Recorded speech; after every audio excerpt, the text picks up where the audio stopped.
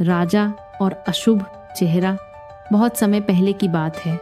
राजा प्रताप सिंह नाम का एक राजा एक विशाल साम्राज्य पर राज करता था। राजा बहुत ही न्यायप्रिय और प्रजापालक था, लेकिन उसके अंदर एक भारी कमी थी। वह बहुत अंधविश्वासी था। एक दिन महल के सेवकों में चर्चा छिड़ गई कि नगर का एक निर्धन व्यक्ति, जिसका नाम दीनू था, बहुत मनहूस है।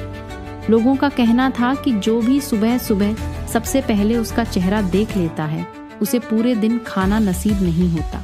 राजा की परीक्षा। जब यह बात राजा के कानों तक पहुंची, तो उसने इसकी सच्चाई जानने का फैसला किया।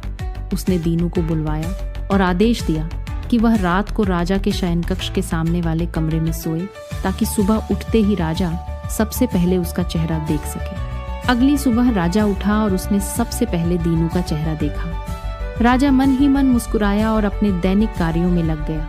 दुर्घटनाओं का सिलसिला। लेकिन उस दिन किस्मत ने कुछ और ही मंजूर किया था। नाश्ता छूटा। से ही राजा नाश्ते के लिए बैठा, खबर आई कि सीमा पर कुछ विवाद हो गया है। उसे तुरंत मंत्रियों के साथ बैठक करनी पहुंची। दोपहर का भोजन। दोपहर में जब वह खाने की मेज पर पहुंचा, तो रसोइये ने बताया कि खाने में गलती से छिपकली गिर गई है, इसलिए खाना फिर से बनाना होगा। शाम की थकान। शाम होते होते राजा को एक जरूरी शिकार पर जाना पड़ा, जहां वह रास्ता भटक गया और रात तक भूखा प्यासा ही रहा। राजा को बहुत गुस्सा आया। उसने सोचा, वह दीनू सच में मनहूस है। उसकी वजह से आज मुझे पूरे दिन अन्न का एक दाना भी नसीब नहीं हुआ।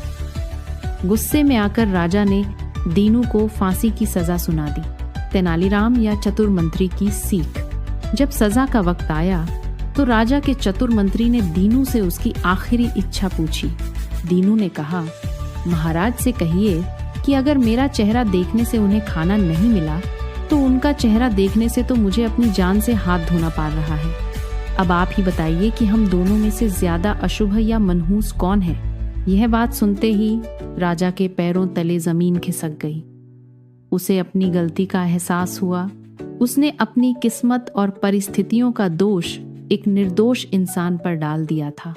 उसने यह नहीं सोचा कि दीनू के लिए तो खुद राजा का चेहरा देखना सबसे ज्यादा दुर्भाग्यपूर्ण साबित हुआ। राजा ने तुरंत दीनू को रिहा किया, उससे माफी मांगी और उसे ढेर सारा इनाम देकर विदा किया। उस दिन के बाद राजा ने अपने सारे अंधविश्वास त्याग दिए। कहानी की सीख। अंधविश्वास केवल डर पैदा करता है। हमें अपनी समस्याओं के लिए दूसरों को दोष देने के बजाय तर्क और बुद्धि से काम